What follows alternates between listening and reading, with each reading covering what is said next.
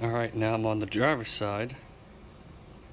I like to replace them in pairs, just like you do with wiper blades or whatever other parts. On it, the passenger side put up a good fight with me. It took, I'd say half an hour to get it off of there.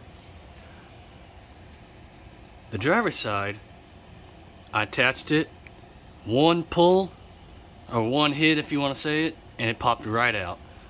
But this was interesting.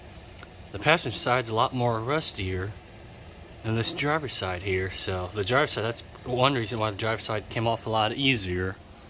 But now I'm going back together. So I got the new hub assembly. I've always liked the whole assembly instead of just a bearing that you gotta press it out and press the new one in. This is much more convenient on it. But if you guys are wanting to know the part number of it, here it is.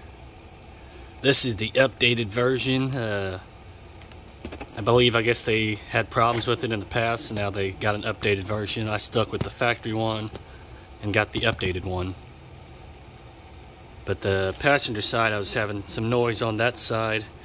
I figured, well, I'm going to replace that one. I might as well replace both of them, because if one goes out, the other one's probably on its way too.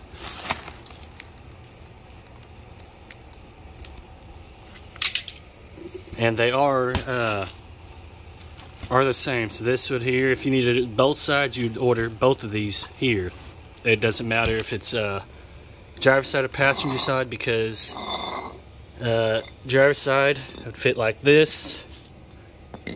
So if you're looking at it from the back of the car, if I'm looking this way and it goes in that way towards the camera, driver's side would fit like that.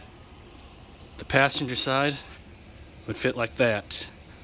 So basically, the screw hole, the the passenger side will be up top.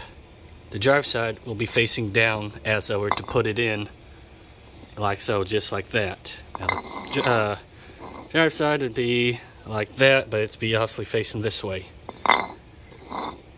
Now what I like to do, you can add a little lubricant to it. I just kind of spray a little lubricant to it or whatever, and it just slides right on in. This one here, like I said, the passenger side put up a fight with me. This one here goes in nicely. I had to kind of hold in, take a rubber mallet and tap it in, make sure I got everything all lined up. And I'm not for sure exactly how the bolt pattern is, how it wants you to tighten it down, but I like to go caddy corner, just kind of like how you do if you zip it on a tire. One here, one there, one there, one there, kind of like a cross pattern on it. Then get it all nice and tight. Don't forget to connect your speed sensor to it and your brake assembly. So like I was saying, I got this bolt here in first. Now I'm going to move to this next one here. That will be, let me get on the light for you guys. There you go. And that's what it looks like just in the back. Now you do want to be careful with the speed sensor. I think it's a 7, 8, or a 6 millimeter. I don't remember off the top of my head.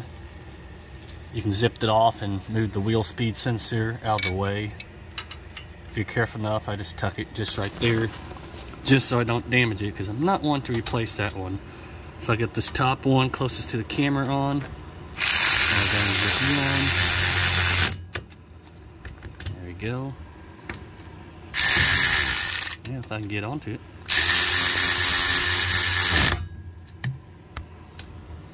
And you got this one here. Now what I'll do, I'll take an actual torque stick and torque it down, or just use a socket and ratchet and take a good whack with it with a hammer. Well, rubber mallet's not the best, unless you don't want to damage your tools, but I'll take a good whack with it a couple times, make sure they're all nice and tight, because you definitely don't want this thing wiggling loose and the whole wheel comes off. Okay, I got these all nice and tight. Ford recommends you replacing the bolts on it, but if you add a little Loctite or just get it all nice and tight, you should be good on there, because I have yet, knocking on wood, to see As many wheel bearings I've done, I have yet to see these bolts come loose. As long as you get it on nice and tight, then you'll be fine. Now you just got to get your speed sensor lined up into place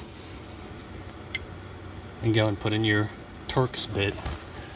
Now the Torx tool that it takes is a T25. So I got this little bit right there. I like to start by hand first, and I'll give it just a little snug. You don't want to go crazy because it is plastic. Okay, I got that tightened down. Now I'm ready to put the rotor and the brake caliper bracket and the caliper back together.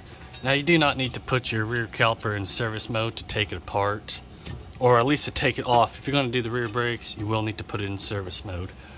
Another thing too I noticed that I thought was very interesting, this little hole here,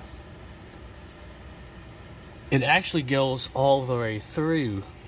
So if you're trying to get this off like I was, if you're having a heck of time, spray some lubricant down this hole and it'll just kind of travel and it'll go around the actual wheel bearing. So like here's this one here. Basically, it just goes right down into the hole and it'll just run, the lubricant will just run around it. And that'll make it easier to get it off. I thought that was don't know if that was something on purpose the Ford did or what, but I thought that was a neat little feature that they had to do it. So now I'm going to get the rotor on, the caliper bracket, and the caliper on, and we'll be all finished.